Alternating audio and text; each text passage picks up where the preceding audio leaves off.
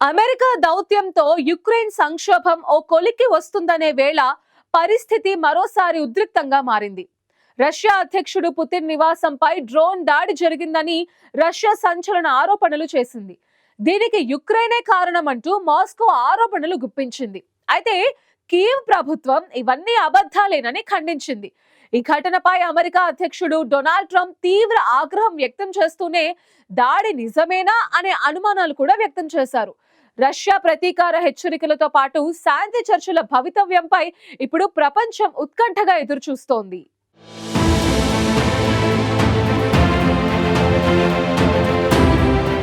America మధ్యవర్తిత్వంతో Ukraine Russia మధ్య కొనసాగుతున్న యుద్ధానికి ముగింపు దిశగా అడుగులు పడుతున్నాయనే సమయంలో ఈ సంక్షోభం మరో కీలక మలుపు తిరిగింది.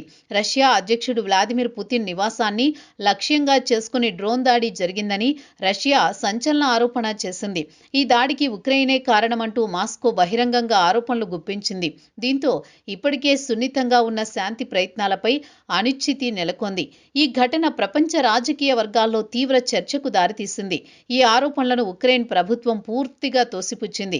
ఇది మరో అబద్ధాల కథ మాత్రమేనని, రష్యా తన దాడులకు కారణాలు చూపించుకోవడానికి ఇలాంటి ప్రచారం చేస్తోందని కీవ్ స్పష్టం చేసింది. శాంతి చర్చలను భగ్నం చేయడానికి మాస్కో ఉద్దేశపూర్వకంగా ఉద్రిక్తతను పెంచుతోందని ఉక్రెయిన్ ఆరోపించింది. అమెరికా ఉక్రెయిన్ మధ్య జరుగుతున్న దౌత్య చర్చలను దెబ్బతీయడమే రష్యా లక్ష్యమని కీవ్ వర్గాలు వ్యాఖ్యానించాయి. ఈ ఆరోపణలతో ఇరు దేశాల మధ్య మాటల యుద్ధం మరింత ముదిరింది.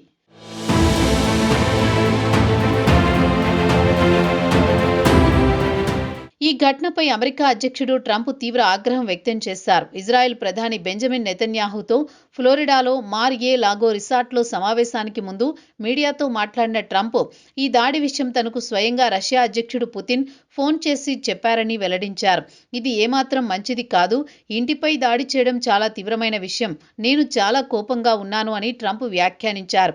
అయితే అదే సమయంలో ఈ దాడి నిజంగా జరిగిందా లేదా అన్న దానిపై తనకు అనుమానాలు కూడా ఉన్నాయని చెప్పారు. డ్రోన్ దాడి జరగకపోయి ఉండొచ్చనే అవకాశాన్ని కూడా ఆయన ప్రస్తావించారు. ఎవరినైనా అవమానించడం ఒక విషయం, కానీ ఆయన నివాసంపై దాడి చేయడం మరో విషయం. ఇప్పుడు ఇలాంటి చర్యలకు సరైన సమయం కాదు అంటూ ట్రంప్ వ్యాఖ్యానించారు. శాంతి చర్చలు జరుగుతున్న సమయంలో ఇలాంటి ఘటనలు పరిస్థితిని మరింత ప్రమాదకరంగా మారుస్తాయని ఆయన హెచ్చరించారు. ట్రంప్ వ్యాఖ్యలు ఒకవైపు రష్యాకు మద్దతుగా కనిపిస్తూనే మరోవైపు అనుమానాలు వ్యక్తం చేయడం గమనార్హంగా మారింది.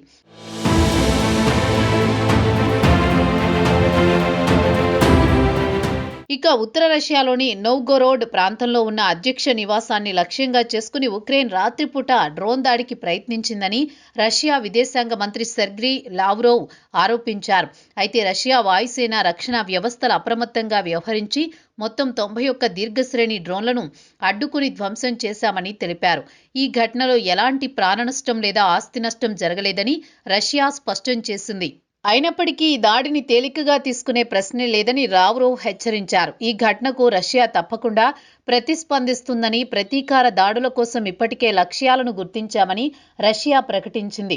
అయితే అంత మాత్రాన ఉక్రెయిన్తో జరుగుతున్న శాంతి చర్చల నుంచి వెనక్కి తగ్గబోమని కూడా స్పష్టం చేసింది.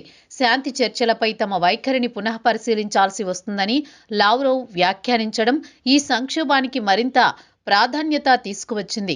ఈ సమయంలో పుతిన్ నివాసంలో ఉన్నారా లేదా అనే విషయాన్ని రష్యా మాత్రం వెల్లడించలేదు.